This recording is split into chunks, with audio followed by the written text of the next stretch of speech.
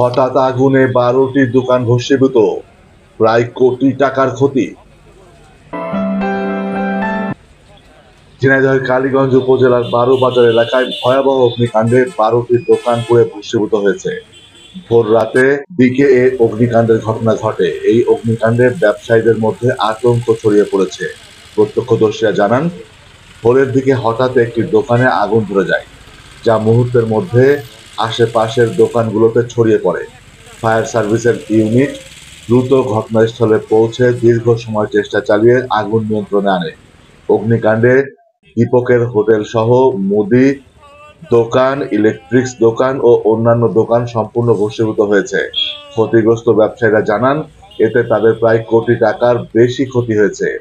একটি হোটেলের ঘর মালিক তরিকুল ইসলাম জানান, আমার 2টা ঘর ছিল, 2টাই পুড়ে ছাই হয়ে গেছে। এতে তার প্রায় 20 লক্ষ টাকার ক্ষতি হয়েছে।